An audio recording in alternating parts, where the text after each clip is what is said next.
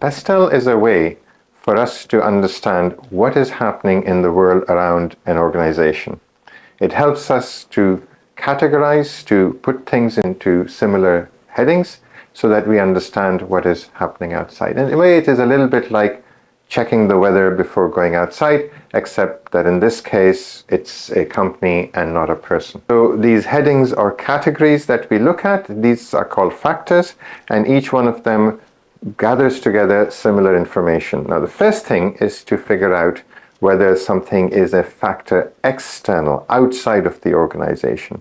And a quick check to do that is to say whether this thing we are looking at is something that is in the control of one organization or maybe even one person, that they can change it. If they can, then it is not external. If they can't, then it is, and it is part of our PESTEL analysis. So PESTEL is an acronym. P stands for political. The first E stands for economic. The S stands for social or sociocultural. The T stands for technology. The second E stands for environment or environmental, and the L stands for legal. So there are 4 steps in doing a PESTEL analysis. The first step is to identify the organization or industry for which you're doing this analysis. So the second step is to gather the data, making sure that we are only looking at external factors. So under political, we are looking at government policies to do with the business or industry that you're looking at. It has to do with international trade treaties, trade regulations, even local government regulations if it's a local business for which you're doing business. Relevance is important here. So not just all government policies, but those that have to do with the industry or the type of work that we are doing. The first E stands for economic, and we're looking at economic trends. We're looking at things such as inflation, labor costs, exchange rates, consumer confidence, anything that would affect the business or the industry that we are looking at. S stands for social. Primarily, this is about demographics, so we're looking at the type of population, for example, where do our customers live, what kind of people they are in the sense of age profiles, income profiles, lifestyles, decision-making habits, shopping habits, those sorts of things, cultural assumptions, cultural values, whatever informs their engagement with the industry or with the company that we are doing this. T stands for technology, and this is quite tricky because we are looking at technology in several ways. We're looking at emerging enabling technologies, in other words, technologies that allow us to do certain things. We're also looking at communication technologies that help with the marketing and advertising of things. So it might be worth spending a little bit of time here thinking about how changes in technology are affecting a particular industry or indeed a business. The second E stands for environment. And here we are concerned about issues to do with sustainability, climate change, green policies, green issues, challenges facing any industry, raw materials, resource intensity, resource scarcity, all of those sorts of things that might affect the long-term future of the business.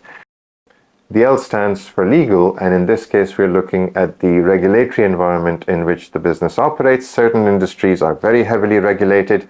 Anything to do with putting something on a person's body or taking something in, pharmaceuticals, cosmetics, food and beverages, they're highly regulated, as are financial services. Other industries might not be so. So this is about the regulation of the industry in law or through codes of conduct and codes of ethics and things like that.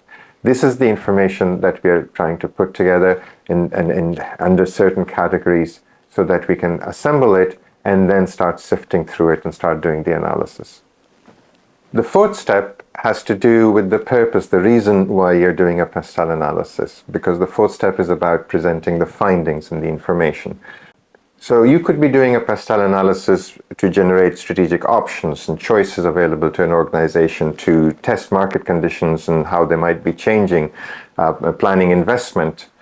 If it's an entrepreneurial venture or a business startup, you might be looking at how the business model is shaped by these external factors. You might be looking at a specific point of entry into the market and whether the external environment analysis can tell us that. Maybe testing assumptions about the way people, your potential customers, will react to something. So depending on the purpose, your findings are going to be presented. Now, the actual presentation is very simple. You can do it in a table or a matrix.